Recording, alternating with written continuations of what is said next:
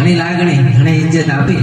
હું લખશું એ પહેલા મને 100 આંગળી આપી, એવા પરમ કૃપાળુ પરમાત્મા શ્રી કૃષ્ણના ચરણોમાં લાખ લાખ વંદન. અહીં ઉપસ્થિત મહાનુભાવો, આચાર્ય સાહેબ શ્રી તથા મહેમાન શ્રીઓ, મને ગણપતસિંહ રાજપુરોની પંક્તિ યાદ આવે છે કે સદા દિલી ऐसी कि जान दे दो मुस्कुराते मुस्कुराते और गुरु ऐसा कि खुदा से भी बात ना करो. આપણે થોડા સમય પહેલા જ બનાસકાંઠામાંથી અલગ થયા છીએ અને બનાસકાંઠા માટે થઈને કવિ એમ કહે કે ઉત્તરમાં અંબાજી આસન ઢીમાગઢ ધરણીધરી પાલનપુરમાં પાતાળેશ્વર પૂજાતા પરમેશ્વર અને રણને કાંઠે કરે રખોબા છેક નણેશ્વરીથી નાતો એ સૌથી ન્યારો સૌથી પ્યારો મારો બનાસકાંઠો. એવીમાં અંબાજીમાં અંબા બિરાજમાન છે, એવીમાં ભગવતી આપણને મળી છે. એના માટે કવિ કહે છે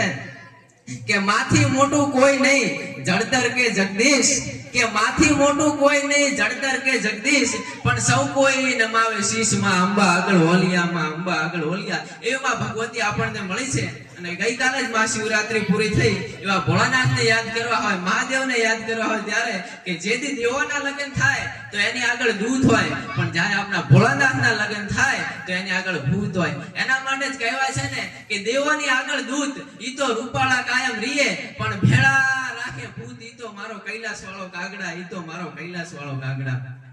આજે એનએસએસ ના પ્રોગ્રામ અંતર્ગત આપણે સૌ મળ્યા છીએ. આ રાષ્ટ્રને કેવા પુરુષોની જરૂર છે એના માટે કવિ જનતાને ઠપકો આપે છે. કવિ કહે છે કે જનની જણ તો ભગત જણ કા દાતાર કા સુર, નહીં તો રેજે વાંદણી મત ગુમાવીશ તારું નૂર, મત ગુમાવીશ તારું નૂર. એ જે ઇતિહાસો લખાણા છે, એ જે ભક્તોના ઇતિહાસો લખાણા છે, એ ભક્તોને આજે પણ યાદ કરવા પડે છે. જેમાં મીરાબાઈને લઈ લો, નરસિંહ મહેતાને લઈ લો, એ ભક્તોના ઇતિહાસ આજે પણ આપણે ગાવા પડે છે. તમે દુનિયાની અંદર કંઈક કરી જાઓ, કંઈક સારું કામ કરી જાઓ, લોકો માટે કંઈક કામ કરી જાઓ તો દુનિયા તમને યાદ કરે, બાકી કોઈ યાદ કરતું નથી. કે વળે નહીં કરે કે એક ફેફે ઘડીક શણગાર મર્દોના સજીલો તો મજા આવે. અને કવિ દાદ તો એમ કહે કે કાયર વેશ મૂકીને 2 કદમ કાળ હામાં ભરી લો તો મજા આવે.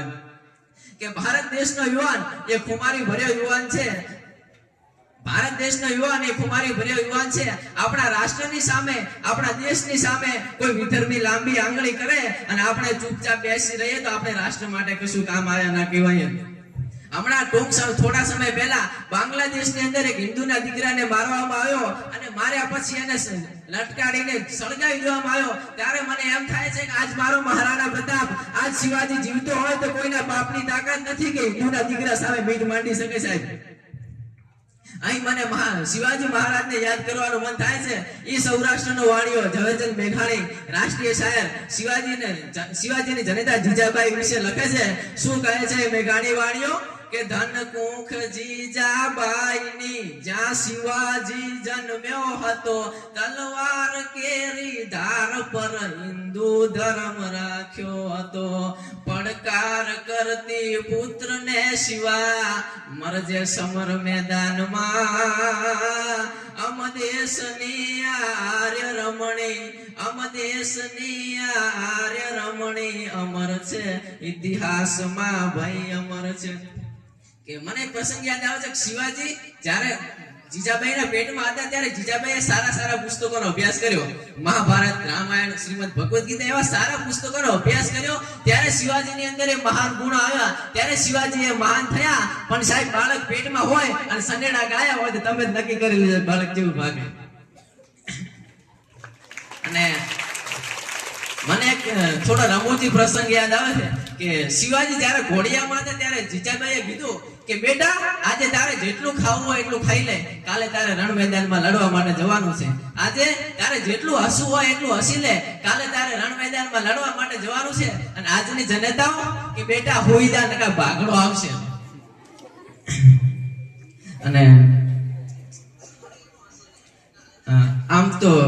શું આપણો ભારત એ શું પહેલાના સમયમાં સોનાની ચીડિયા કહેવાતું. કહેવાય ને કે આમ તો આપણી ભારતની ભૂમિ એવી છે કે શબ્દ એક શોધું ત્યાં સરિતા નીકળે, કુવો જ્યાં ખોદું ત્યાં સરિતા નીકળે. અરે અજબ કાશી છે આ ભારત દેશની કે મહાભારત વાવન ગીતા નીકળે. પણ આપણે જે વિસ્તારમાંથી આવીએ છીએ, વાવથરાજનો વિસ્તાર, વાવ અને થરાદ બંને અલગ અલગ છે. પણ સાહેબ, જેટલો પ્રેમ સગા ભાઈઓમાં નથી ને એથી વધારે પ્રેમ તો આપણા વાવથરાજમાં છે. વાવથરાજ માટે થઈને કવિ એમ કહે કે છતમાં ક્યારે છલકે નહીં અછતમાં ન હોશિયાર વખત પ્રમાણે વર્તે જેનું વતન વાવથરાજ કે છતમાં ક્યારે છલકે નહીં અછતમાં ન હોશિયાર ગમે એવી કરોડોની સંપત્તિ હોય ગમે એટલા રૂપિયા હોય પણ કોઈ દિવસ અભિમાન ન કરે કે મારી જોડે આટલું છે અને અછતમાં ન હોશિયાર ગમે એવી મંદી આવે ને તો કોઈના હોશિયાળા ન થાય કે મારે આ જોઈએ છે પેલું જોઈએ છે કે છતમાં ક્યારે છલકે નહીં અને અછતમાં ન હોશિયાર વખત પ્રમાણે વર્તે જેનું વતન વાવથરાજ જેવો સમય હોય સમયની કિંમત કરનારા વાવથરાજના લોકો છે સાહેબ અને કવિ કહે છે કે રણકાંઠાની વડિયા વાવની ભોમ પર સહૃદય શિવના નાદ ગાજે અરે મૂછાળો પ્રભુ જ્યાં બેઠો બાદળે અડીખમ પાળિયા ઊભા છે કે દુનિયાની અંદર નજર કરો સાહેબ તમે જ્યાં પણ જુઓ ત્યાં મૂછો વગરના કૃષ્ણ તમને જોવા મળશે પણ જો મૂછો વાળા કૃષ્ણ તમારે જોવા હોય તો ઢીમાના પાદરથી ધક્કો ખાવો પડે સાહેબ કે જ્યાં ભગવાન શ્રી કૃષ્ણ પણ ઢીમાના પાદરમાં વાવના પાદરમાં આવ્યા હતા ત્યારે મૂછો રાખતા થઈ ગયા હતા એ વાવની ધરતીની ખમી રાખશે સાહેબ અને અડીખમ પાળિયા ઊભા છે અડીખમ પાળિયા ઊભા છે કે સાહેબ એ વાવથરાજની ધરતી એ માય કાંગલી ધરતી નથી એ સુરવીરતાની ધરતી છે અને એવા એ સુરવીર લખધીરજી ગોહિલને યાદ કરવાનું મને મન થાય છે કે પલ ઘોડા વલ વાંગડા હલ બાંધવા હથિયાર જાજી ફોજમાં જીકું એને મરું એક જ વાર એવોય મરદા મરદ વાવથરાજની ધરતીમાં થઈ ગયો એવા લખધીરજી ગોહિલ લખાવીર દાદાની આજે મારે તમને વાત કરી છે મિત્રો કે વાર ગરજે ધણી જો કોઈ હોય જો ધણી બજારના સૂરનો થાય જો બેટો ઈ કાળજા વેર તો હાંભળે ભાઈ કેમ ગઈ ક્ષત્રિય બેટો કે જેણે બીજાના માટે જન્મ લીધો છે એને જગત યાદ કરે બાકી મોટા હોમાં કોળિયા કરે હોય અને દુનિયા કોઈ દિવસ યાદ ન કરે અને લોક સાહિત્યની અંદર એવા સરહદી સાથ તરીકે ઓળખાતા સરવણસિંહ સોઢાના શબ્દો મને યાદ આવે છે કે beautiful face is not important but beautiful heart is most important સુંદર ચહેરાને કોઈ યાદ ન કરે બાકી તમારું હૃદય ચોખ્ખું હોય તો જગત યાદ કરે કે રાજસ્થાનની ધરતીને જેમ્સ કર્નલ ટોડ મળ્યા સૌરાષ્ટ્રની ધરતીને ઝવેરચંદ મેઘાણી દુલાભાઈ કાગ મળ્યા અને કચ્છની ધરતીને કારાણી મળ્યા એમ જો વાવથરાજની ધરતીને કોઈ કવિ મળ્યો હોત ને તો આજે ગગનચંદ ઇતિહાસ જગતના પટમાં હાજર હોત કે દુનિયાની અંદર નજર કરો સાહેબ કે ઘીથી દીવા થાય તેલથી દીવા થાય અને તમારું વધારે સત હોય તો દૂધથી દીવા તો થઈ જાય પણ લોહીથી દીવા ન થાય પણ આ જગતના જોગમાં હું એમ કહું છું કે દુનિયાના માણસો આવો અમારી વાવની ભૂમિમાં સમલીના પાદરમાં વર્ષો પહેલા દાદો લખો બિરગાવા માટે ખપી ગયો છે કે જાણે પોતાના મિત્રને કુંભારના દીકરાને પ્રજાપતિના છોકરાને સપનામાં આવીને કીધું હતું કે મિત્ર આજે હું યુદ્ધમાં કામ આવી ગયો છું મારો હાથ પડ્યો છે લાવીને સમાધિ આપી દેજે દુનિયાના દુઃખ ભાગી દઉં તો કે બાપુ આમાં તો હજારો હાથ પડ્યા છે હું કઈ રીતે ઓળખું કે આમાં તમારો હાથ કયો છે